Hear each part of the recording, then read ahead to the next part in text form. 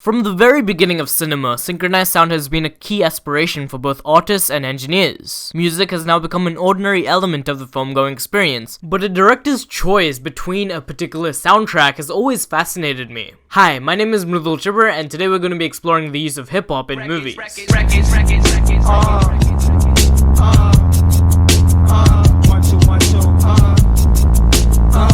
So you probably already know Quintin Tarantino, the director behind Pulp Fiction, Inglorious Bastards, and Once Upon a Time in Hollywood. Well, during the climax of Django Unchained, a combination of James Brown and Tupac Shakur's works is matched alongside a shootout.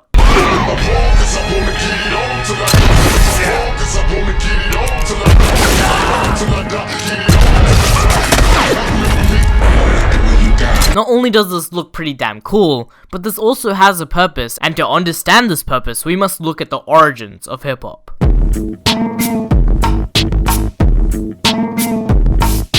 Beginning almost as a response to the overly carefree mainstream disco phase during the New York South Bronx fires in the late 60s and early 70s, the hip-hop genre initially began as a resurrection of older funk music. The breakdowns from the older genre were used or sampled to create new music. Just before this, the South Bronx shifted from a place of thriving growth to terror. No job opportunities, schools being closed down, shop owners leaving. Arson, murder, robbery, rape, burglary.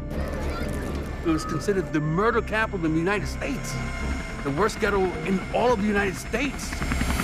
In this environment, hip-hop became a cultural movement, a release from the pressures faced by the Bronx citizens. This can be seen with the anger and pure energy associated with the genre that can still be seen today. Tarantino's Django Unchained serves as catharsis to the audience, as it punishes and shames its slave owner characters that our modern society considers abhorrent. The director has essentially used hip-hop to display the protagonist's hunger for revenge against his abusers. Just as the story gives the audience an emotional satisfaction, the music displays a sneak peek into the character's emotion during his vengeance. Also, the personalities of Django and Candy are very prideful and competitive, drawing similarities to gangster rap and other hip-hop stereotypes of showing off. But the opinions of hip-hop are rapidly changing in the zeitgeist. In 2017, the genre had become classified as pop, and this change can be seen in Spider-Man Into the Spider-Verse. Spider-Verse doesn't really use its soundtrack to extend upon its themes. Instead, it uses hip-hop to develop its New York setting and protagonist. Miles Morales is a pretty average teenage genius at the beginning of the film, which 2 minutes and 33 seconds into the film is made pretty clear.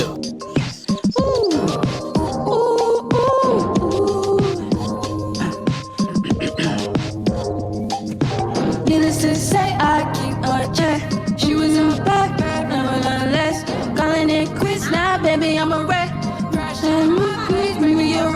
And this is one of the most relatable things ever. But the song Sunflower doesn't really add anything to the message. It's there because Post Malone is damn popular, and this is a nice way to ground the character into a semblance of teenage reality, while also making more money from the actual soundtrack sales. The only songs that are actually kind of relevant are Invincible, I'm Not Scared, and Home, out of the 13 tracks. But some would argue that the popularity of modern hip-hop goes against its traditional underground nature, which is 100% correct. Now, is that a good thing or a bad thing? I don't know, but I do see a middle ground in terms of its usage in cinema. While Black Panther uses the genre to incorporate a traditional African soundscape in a manner that would also appeal to the mass market, the core values of hip-hop are still clear in the movie's tale. KILLMONGER is essentially hip-hop. Sure, his actions may be a bit extreme, but we all know that there is a little bit of truth in the problems he is trying to solve. The film's protagonist even addresses this as he acts on KILLMONGER's purpose and provides support for the other countries. Change would have not occurred without this antagonist. This is because when KILLMONGER speaks, he speaks with anger and pure energy, just like hip-hop. Got a ripstick for him if he playin', ain't no hopscotch, dip quick, yeah I heard they sprayin'. Guys, I would like to thank you for spending your precious time watching my video. I did put a lot of effort into it, more than usual, and that's why it took a bit longer to upload. If I got any of my facts wrong, I'm sorry. I hope you enjoyed that video. I enjoyed making it, not that that matters, and I hope you learned something from it. I definitely learned something, a lot of things from it while researching about hip-hop in movies, and see you in a week, and I'm just gonna shut up now.